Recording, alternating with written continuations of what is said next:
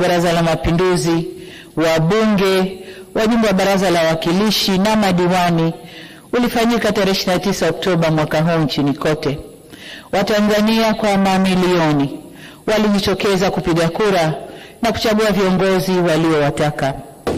Kazi iliyo mbele yetu sasa ni kujenga mshikamano na umoja wa kitaifa ili sote kwa pamoja tuijenge, tuitunze na tuilinde nchi yetu na kuzidi kunyanyua hadhi ya taifa letu. Nitumie nafasi hii kuwashukuru tena wananchi wa Tanzania kwa kujitokeza na kushiriki vyema kwenye hatua zote, kuanzia kujiandikisha katika daftari la kudumu la kupiga kura, kuhakiki daftari na kupiga kura. Kwa mara nyingine tena, wananchi wamethibitisha kuwa kushiriki uchaguzi ndio njia ya uhakika na ya salama ya kubadilisha viongozi wasioridhika nao au wasioridhika na huduma zao. Njia nyingine zozote hazina kheri wala salama ndani yake. Niendelee kuipongeza Tume Huru ya Taifa ya Uchaguzi kwa kuendesha vyema uchaguzi huu, mchaguzi mkuu wa kwanza tangu kuundwa upya kwa tume hiyo. Safari hii wakurugenzi wa halmashauri hawakusimamia uchaguzi, wala hakuna mgombea aliyepita bila kupingwa. Sisi tuliogombea na vyama vyetu hatukukosa viwanja vya kufanyia mikutano yetu. Kwa ujumla, kampeni zilikwenda vyema. Aidha, utaratibu uliofanyika wa kuongeza vituo vya kupigia kura ulisaidia sana kuondoa msongamano katika vituo hivyo. Kwa hakika upigaji wa kura ulirahisishwa sana na haukuchukua muda mwingi wa wananchi kama ilivyozoeleka. Jambo hili limewafanya baadhi ya waangalizi wa uchaguzi kudhani kwamba wananchi hawakujitokeza kupiga kura. Mheshimiwa Spika, pamoja na kuwa uchaguzi ulifanyika, kulitokeza vurugu za uvunjifu wa amani ambao ulisababisha uharibifu wa mali, kupoteza maisha na kuhatarisha usalama wa nchi.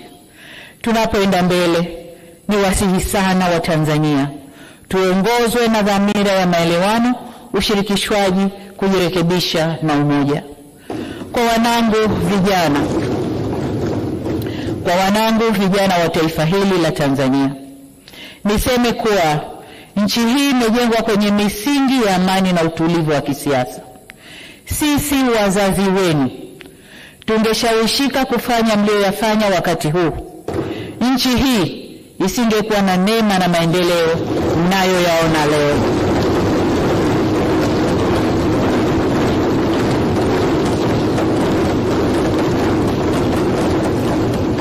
Mheshimiwa Spika, nataka nirudie hilo kwa wanangu vijana wa taifa la Tanzania. Sisi wazazi wenu, kama tungeyafanya mlioyafanya nyinyi, nchi hii isingekuwa na neema na maendeleo mnayoyaona leo.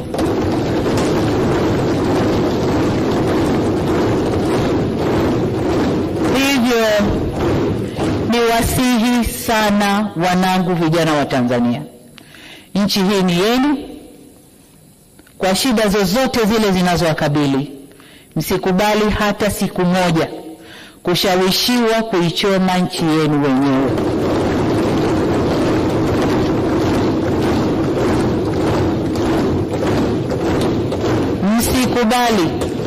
Msikubali kukata tawi la mti ambao mmeukalia. Msikubali kabisa. Hili nawaomba mlikatae kwa nguvu zenu zote. Ninyi ndio walinzi na wajenzi wa taifa hili, na wasihi kamwe msije kuwa wabomoaji wa taifa lenu. Mheshimiwa Spika, kuna wakati vijana hufuata mkumbo wa uhalifu kwa ushabiki. Ninatambua kwamba vijana wengi waliokamatwa na kushtakiwa kwa makosa ya uhaini hawakujua wanachokifanya.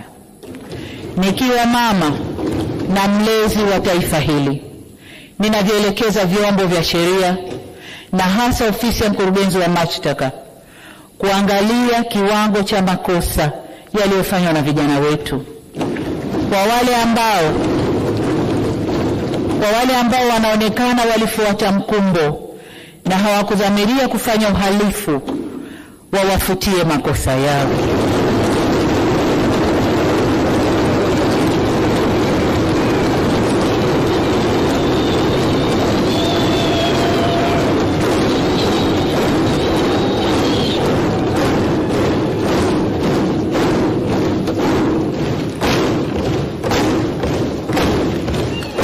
Asante waheshimiwa wabunge, nashukuru. Waheshimiwa wabunge, ukiangalia klipu zile za maandamano, unaona kabisa kuna vijana ambao waliingia kwa kufuata mkumbo. Wanaimba kwa kufuata ushabiki. Hawakuwa wanajua wanalolifanya. Kwa hiyo kama mlezi, kama mama, ndio maana naelekeza vyombo vya ulinzi na usalama, hasa ofisi ya DPP, kuchuja viwango vya makosa, na kwa wale waliofuata mkumbo basi waseme nao kisha wawaachie waende kwa wazazi wao. Natoa msamaha huo kwa sababu hata maneno ya Mwenyezi Mungu katika kitabu cha Luka sura 23 mstari wa 34 yanasema, na hapa nanukuu, Yesu akasema, Baba uwasamehe kwa kuwa hawajui watendalo.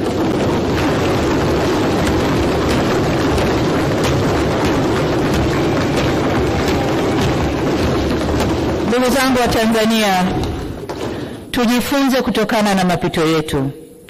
Hapana shaka kwamba Tanzania ni nchi inayofuata misingi ya kidemokrasia, ila neno demokrasia kamili inaweza kutafsiriwa kwenye mitazamo tofauti. Haina formula moja.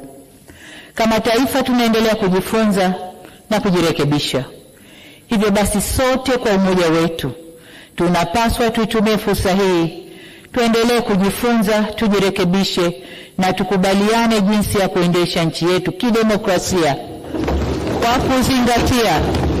kwa kuzingatia tamaduni, mila na desturi zetu na sio za kuletewa. Kama tulivyoagizwa na ilani ya Chama cha Mapinduzi ya kipindi cha miaka 5 mwaka huu 2025 mpaka 30, moja ya hatua itakayotufikisha kwenye maelewano hayo ni marekebisho ya katiba yetu. Serikali imeahidi kuanza kulifanyia kazi suala la mabadiliko ya katiba ndani ya siku 100 za muhula wa pili wa awamu ya 6 kwa kuanza na tume ya usuluhishi na maelewano. Mheshimiwa Spika, tunapozungumzia umoja wa kitaifa, tunaongozwa na uwepo wa tunu ya muungano wetu. Hivyo basi, kuhudumisha, kuimarisha na kuenzi muungano wetu kutaendelea kuwa kipaumbele cha serikali tunayoiunda. Tutaendelea kuchukua hatua madhubuti kuhakikisha tunatatua changamoto za muungano kila zinapojitokeza. Mheshimiwa Spika, serikali ya awamu ya 6 iliendeleza tulioanza katika awamu ya 5, na hivyo kauli mbiu yake ilikuwa kazi iendelee. Ninyi ni mashahidi waheshimiwa wabunge kuwa kazi iliendelezwa na mengi yalikamilishwa.